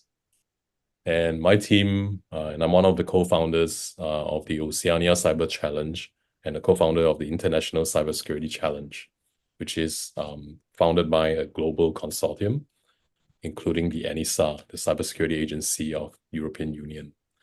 So as a co-founder, what we do is we organize the competitions. In Oceania, we have 17 nations that are coming up and competing. We compete the best 17 youths aged 18 to 25.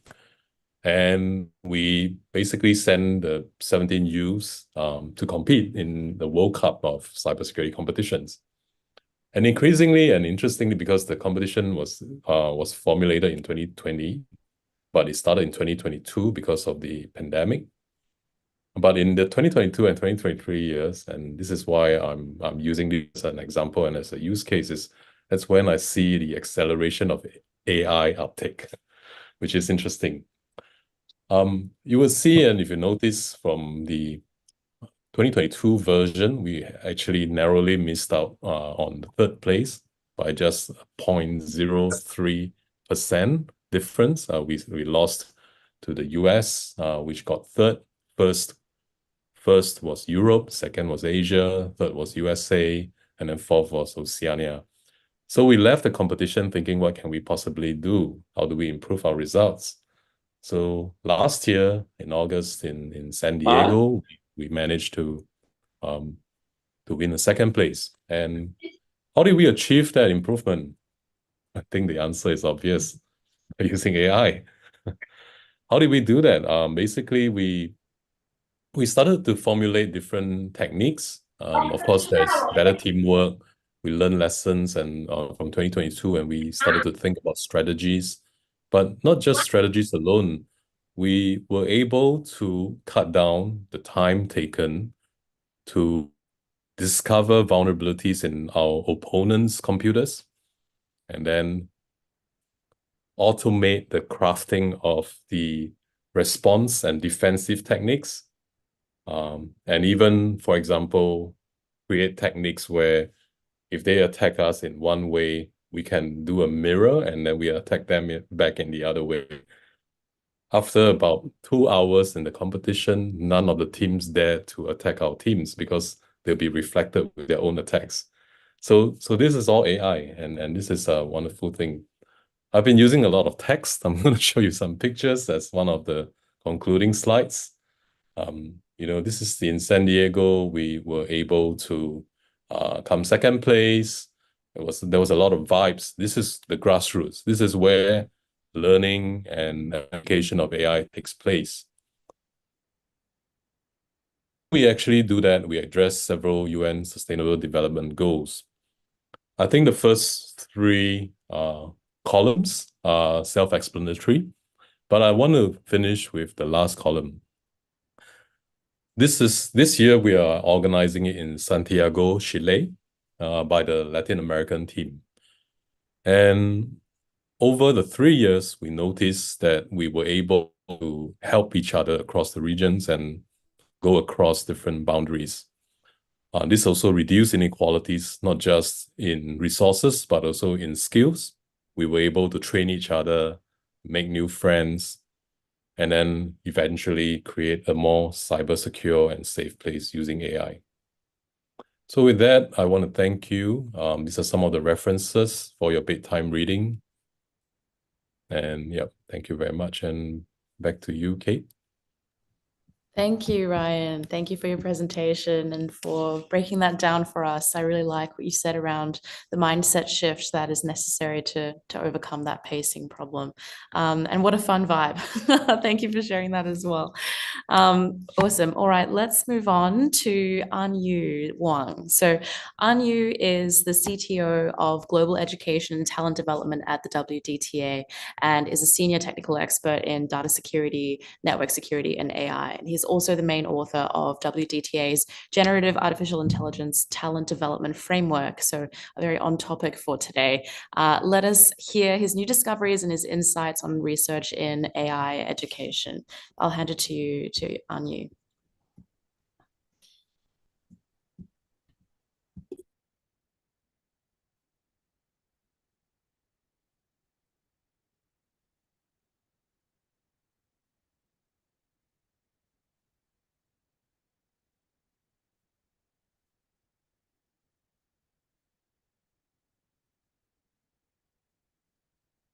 Okay, could you hear me?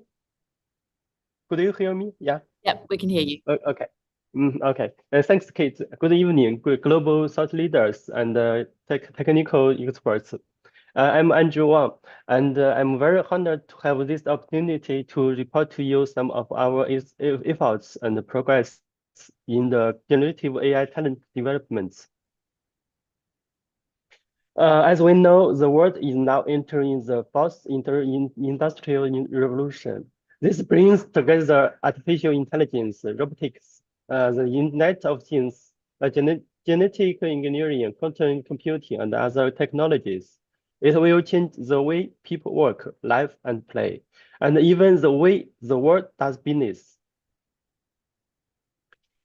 Referring to IBM's definition, generative AI, sometimes called Gen AI, is artificial intelligence that can create various types of content, such as text, video, images, audio, or software code, in response to a user's prompt or request. The capabilities of AI have improved rapidly, and application scenarios have also become rapidly popular, gradually penetrating into people's world and life. The rapid development of AI, especially in generative AI, has had a broad and profound impact on people, on the economy, and on the planet. McKinsey report modeled the impact of AI on the global economy and make two key conclusions. AI has great potential to contribute to global economic activity. The second is AI has the potential to widen the gap between countries, companies, and workers. There are also something about the risks and challenges of AI. According to 2020, 2020,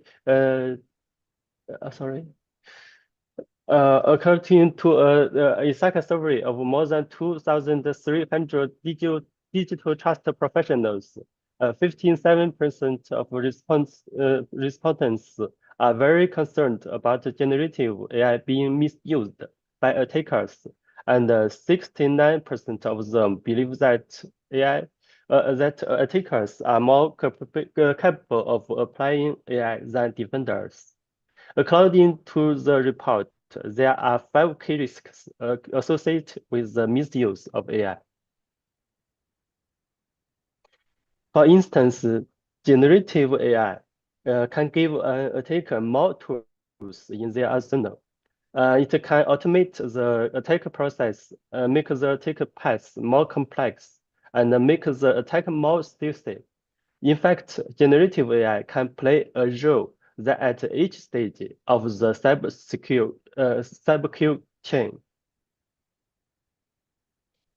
At every stage of the AI life cycle, there are a chance that personal data could be collected, used, and shared. If we don't keep an eye on it, Generative AI and other AI technologies could have a pretty negative impact on people's privacy and other fundamental rights. The use of AI in several scenarios, such as Dr. Curry mentioned that banking, insurance, healthcare, housing, college admissions, and especially the use of AI in automated decision making could have some moral, ethical, and bias issues. It's clear that the governments around the world are paying more and more attention to AI. They are looking for ways to regulate this new technology effectively. Countries like the United States, China, and the United Kingdom have already taken some big steps in AI regulation. We've published a white paper on AI talent development framework. The overall goal is AI for human being, focused on the people context for different types of jobs, as well as learning and practical needs of different life stages. We analyzed the corresponding training objectives, key requirements, and implementation plans. For instance, manager and all levels should look to optimize their organizational structure, implement AI's practice, and improve operational efficiency around the business transformation and skill transformation.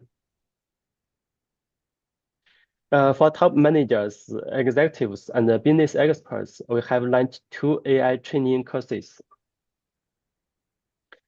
The digital transformation of various industries, as well as the investment and the innovation of AI, can be analyzed from the 6 key areas discussed to extract the maximum value from the business. Among them, the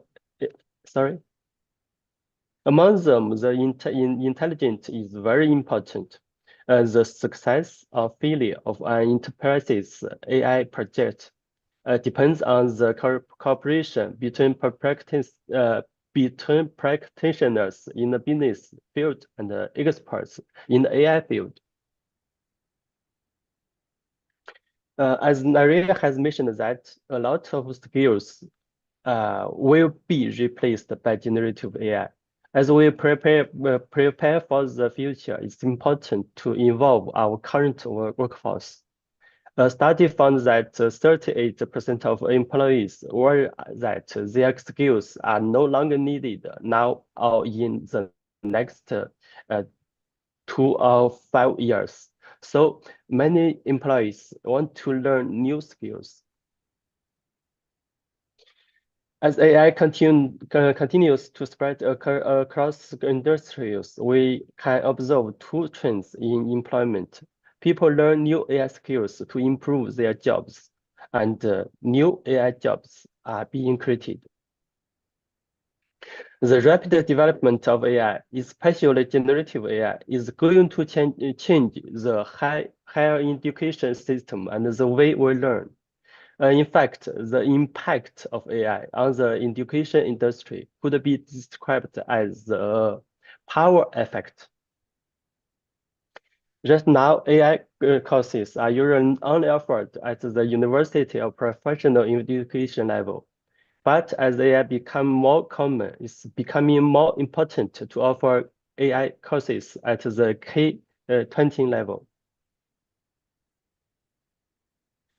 In terms of AI talent training, WDTA provides a variety of online and offline teaching methods, and it's committed to improving student skills and promoting the success of AI transformation through active teacher-student interaction, through timely online help and exploration combined with the actual work environment. I would also like to give special thanks to Chairman Peter Major and Professor Yao Li who will lead our generative AI talent development framework to a better place. Thanks a lot. Thanks a lot, Andrew, for your presentation and for taking us through that. We are now nearing the close of our session today, and our final speaker for today will be Milan Xu. She's the Executive Director of the WDTA. So Milan is also the producer of this event and the head of DigiBridge. So let's give her a warm welcome for a summary of today's event. Thanks, Kate. Thanks everyone for your still here and good evening, everyone. Today's DigiBridge event is really rich with lots of innovative ideas and strategies. Those are meeting also over time. So in my summary, I only need several seconds to share our opinion. So the DigiBridge is an open, collaborative, and cooperative program. And I wanted to invite every participant here because listeners, governments, and lots of NGOs to join with the WTDA. We together to leverage our collective strength to bridge the digital gap, to ensure that everyone, everywhere, that has the opportunity to contribute and benefit from the digital economy. So, welcome you all to communicate with WTDA and me and our team. We are always welcome you all to join us and work with us. Thank you. Thank you, Kate. Okay. Thank you, Milan. Thank you. And that now brings our DigiBridge side event of the UN STI Forum 2024 to a great close. Thank you, everyone, today. I hope today has been equally insightful and empowering of an experience for you all, as it has been for me. And we've heard from a remarkably accomplished group of experts, and everyone brought such a distinct and valuable perspective to our conversation on talent and skill gaps and complex digital ecosystems. So thank you all once again for joining us today. Your participation and engagement is very much appreciated. And like Milan said, we encourage you to stay very connected with the WDTA, explore the resources from today that will be provided on our website. And we hope that this empowers us all to continue the dialogue and action towards a digitally inclusive and sustainable future. So with that, I'll close off. I'll bring our event today to a close, and feel free to now log off the video conference at your convenience. And thank you once again, and until our next event. Thank you. Thank you. Thank you. Bye-bye. Thank you. Bye-bye. Bye-bye.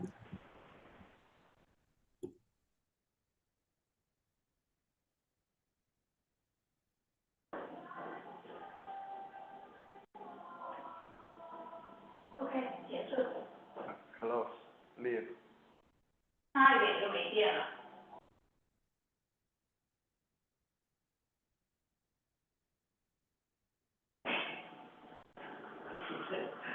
说实话的，就一下，英语最差。